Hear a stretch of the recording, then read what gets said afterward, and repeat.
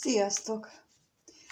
Tegnap nagyon hosszúra sikerült ez a kirakás, és most megnézzük azt, hogy számíthatsz-e, vagy mire számíthatsz egyáltalán, hogy fog-e valamit csinálni, tervez-e valamit, fog-e ténylegesen lépni, változtat-e a jelenlegi helyzeten, akar-e változtatni, vagy nem akar. Szóval most azt nézzük meg, hogy a tegnapi kirakás folytatásaként akar-e, tervez-e valamilyen változást a kettőtök kapcsolatában? Nem. Először a saját életében.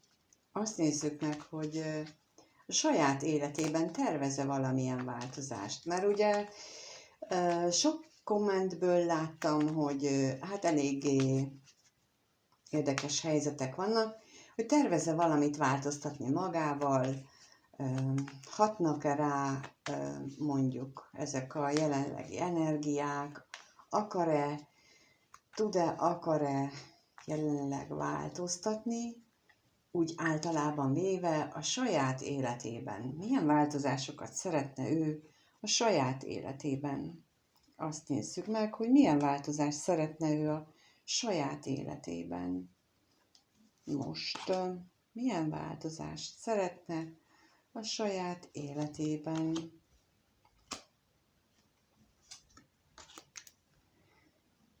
A saját életében ő a változásokkal kapcsolatosan kijött az, hogy szerencse, bosszúság, szerencsétlenség, hűség és kevés pénz. Hát alapvetően várja a sült galambot. Ugye a szerencse az azt jelenti, hogy ő a szerencsétől teszi függővé az életét. És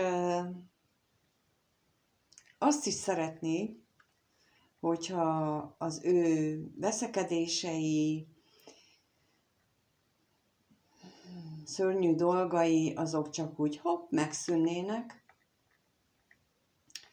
és elmúlna az a pénztelenség, az a szegénység, amit ő megél.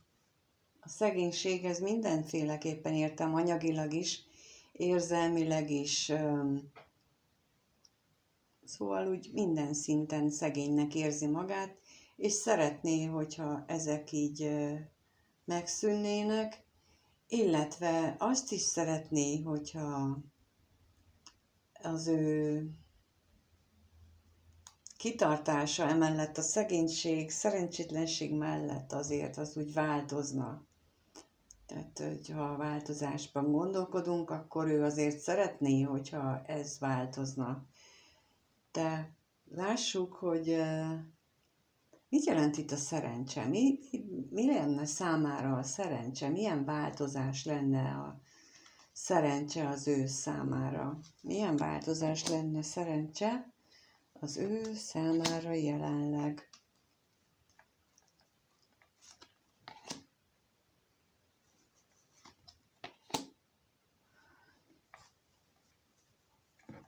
Kijött rá a veszteség, a szomorúság, a gyermek és a váratlan öröm. És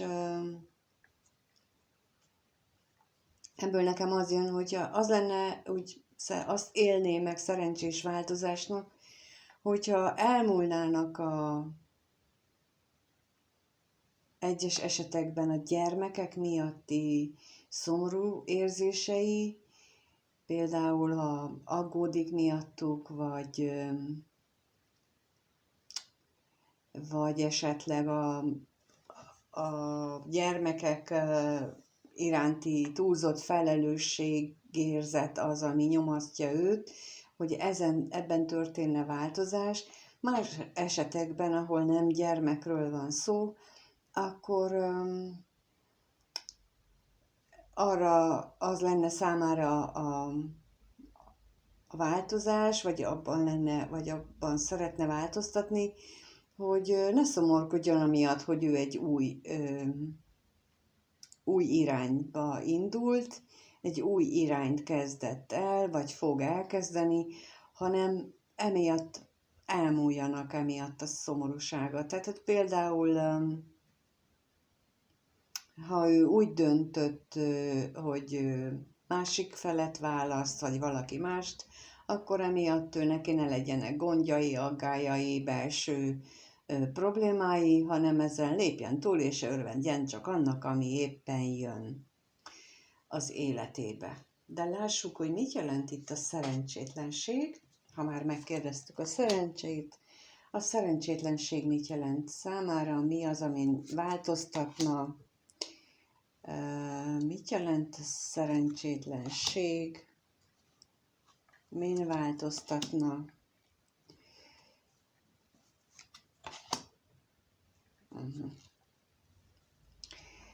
Kijött rá az üzenet, a szerelmes nő, az ellenség, a gondolat és az özvegy ember. Amin jó lenne változtatni, ezt gondolja ő, vagy ebben a terven, ezt tervezi, erre gondol, az, hogy jó lenne, ha változnának a számára fontos nő személlyel, vagy női, férfi, teljesen mindegy, itt most fel lehet cserélni. Tehát a számára fontos személlyel a kommunikáció, ha változnának ezek a dolgok, ezen nagyon sokat gondolkodik. Jó lenne, hogyha a gondolatai kitisztulnának, és nem a magányon agyalna állandóan, tehát ő ebben szeretne változást. Ez a szerencsétlenség, amit ő most így él meg, és ha ez változna, akkor ez önnek örülne. De lássuk, hogy mit jelent itt az kevés pénz, mi az számára, ami kevés. Mi a kevés pénz?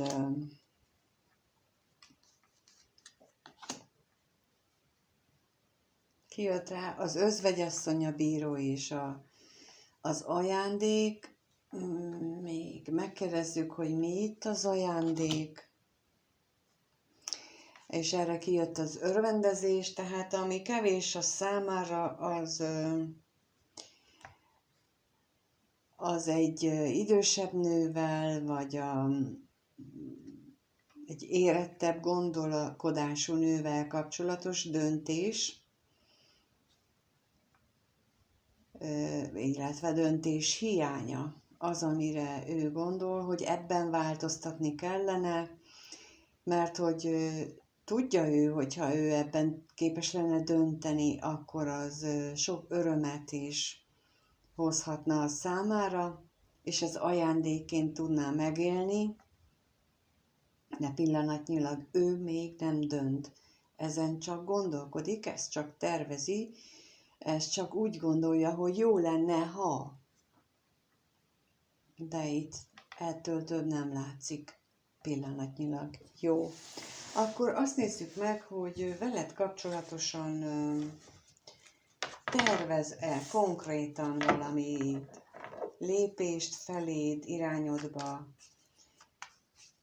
konkrétan veled kapcsolatosan tervez-e valamit, lesz-e feléd valamilyen közeledése, nyitása, változása a jelenlegi helyzethez képest, lesz-e feléd valamilyen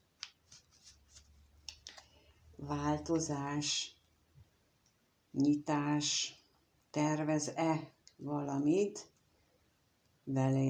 veled kapcsolatosan, tervez-e, szeretne-e veled valamit, mit akar tőled egyáltalán, mit akar tőled, mit akar tőled.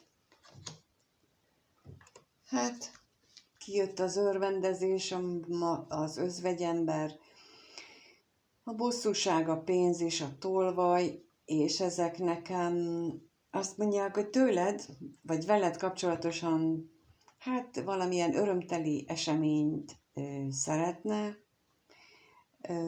Szeretné, hogy valahogy te megszüntesd az ő magányosságát, az ő belső harcait. Egyes esetekben szeretné, hogyha az anyagi biztonságát visszaad, amit elvettek tőle, vagy amit te vettél el tőle, azt ő úgy gondolná, hogy vissza szeretné kapni. De lássuk, mit jelent itt az örvendezés. Az örvendezés, minek örvendezne ő veled kapcsolatosan?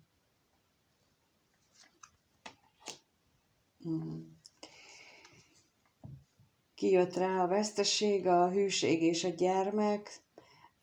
Ha újraindulnának ezek az örömteli találkozások, és ennek ő nagyon örülne, gondolkodik is rajta, tervezi is ezt az egészet, de majd meglátjuk, hogy lesz ebből valami. Lássuk, hogy mit jelent itt ez a bosszúság és pénz kombináció. Mit jelent itt a bosszúság? Az ő veled kapcsolatos tervezgetésében. Kijött rá az ellenség, a betegség, a gondolat és a szerelem lapja. Hát ő nagyon sokat gondolkodik az érzésein, a saját érzésein, és arra jutott, hogy ez beteges. Hogy ez egyszerűen hülyeség. Ő neki nincsenek is érzései. Ő, mint ahogy az első lapnál, az örvendezésnél, ő úgy gondolja, és hangsúlyozom, gondolja, hogy ez csak felszínes dolog, és maradjon is meg annyiba, az, ha visszajön, az nagyon jó, és ennyi. És ez az ő bőség érzetét, ezt így ki is elégíti. Lássuk még a tolvajra mit jelent. Itt a tolvaj.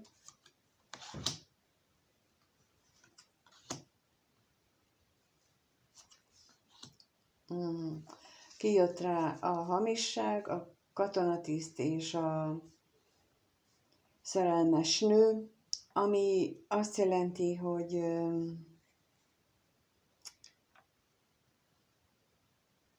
hát magának is, és neked is hazudik. Ugye itt is azt jelentette már az előbb is a gondolat és a szerelem lapjánál, hogy ő eldöntötte az agyában, hogy ő felszínes dolgokat érez veled kapcsolatosan, és itt megint arra utalnak a hamisság, katonatiszt, szerelmes nőlapok, hogy veled kapcsolatosan nincsenek mély érzései, csak ilyen fizikai kapcsolódás alapon működik a ti kapcsolatotok, és semmi érzelem. Tehát, hogy ez így lehet újrakezdeni, de semmi érzelem nélkül.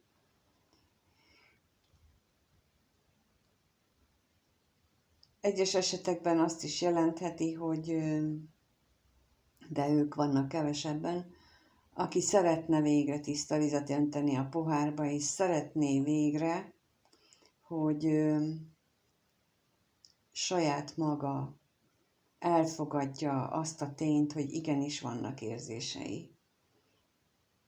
És igenis feléd vannak érzései. De ezt így nem annyira érzem, ez ilyen... Hogyha most a tudatalatti gondolatait, vagy tudatalatti érzéseit vizsgálnánk, akkor ez ott lehet valakikben, mélyen bent, amit ő nem hajlandó elfogadni, amit ő nem hajlandó, amivel nem hajlandó szembesülni. De akkor most megnézzük, hogy lesz-e a következő 1-2 hétben veled kapcsolatban, lesz-e konkrét lépése, várható-e valami, várható-e köztetek bármilyen interakció, várható-e bármi a következő 1-2 hétben, mi lesz, mi történik. A következő 1-2 hétben ténylegesen lehetséges-e valamilyen kapcsolódás köztetek a következő 1-2 hétben. Kijött rá a találkozás, a váratlan öröm, a levél, a halál és az utazás lapja. Hát erre nem számítottam. De ez ugye azt jelenti, hogy elképzelhető néhányótoknál, hogy egy nem tervezett, hanem egy véletlen összefutás, egy véletlen találkozás az lehetséges, amit esetleg megelőz egy kommunikáció, és vagy lehet, hogy pont egy kommunikáció kapcsán kell találkoznatok, vagy egy szerződéssel kapcsolatosan, vagy valami ilyesmi, ami elég nagy változást fog okozni, és az utazás lapjával akár valódi, tényleges mozgást is jelent ez az egész. De lássuk, hogy mit jelent itt ez a levél. Mi ez a levél itt? Mi ez a levél?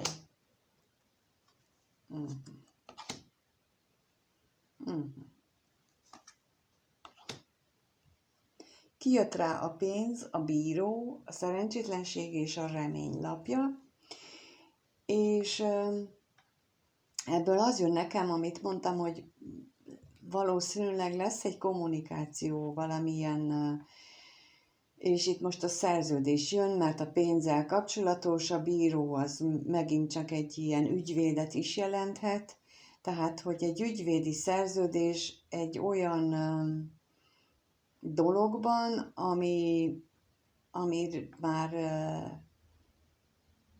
amiről már lemondtatok, vagy ő lemondott valamilyen reményei teljesülésével kapcsolatosan, és lehet, hogy ez miatt lesz köztetek beszélgetés, ami aztán egy nem tervezett, de megvalósult találkozást okozhat. Lássuk, hogy mit jelent itt ez az utazás.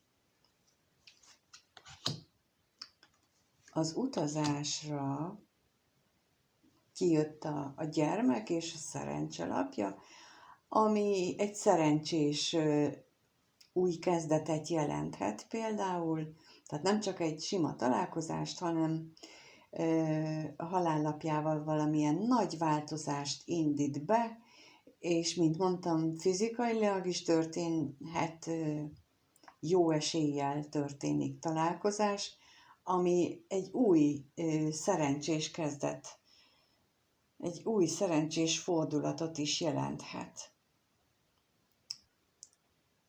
Hát nagyon remélem, hogy ez sokótoknak megtörténik. Akinek olyan a helyzete, azoknál ez tényleg pozitív változást jelentene, és én azt kívánom, hogy mindenkinek a lehető legjobban alakuljanak a dolgok, még akkor is a lehető legjobban, hogyha mondjuk ti úgy élitek meg, hogy ez most nem jó, mert lehet, hogy fél év múlva, 1 év múlva rájöttök arra, hogy ez így volt jó, csak mi emberi eszünkkel Gyakran nem tudjuk belátni, hogy egy-egy eseménynek mekkora hosszú távú hatása van, illetve bennünk milyen változást eredményezhet, mint ahogy itt a halállapja is azt mutatja, hogy egy egyszerű kis találkozás vagy beszélgetés jelentős sorsfordulatot indíthat el. Én kívánom, hogy sokótoknál ez megtörténjen. Köszönöm, hogy itt voltál, megnézted, köszönöm, ha lájkolsz, feliratkozol, ha megírod, hogy megtörténik-e ez a találkozás, vagy mit gondolsz ezzel kapcsolatosan. Minden jót kívánok mindenkinek, sziasztok!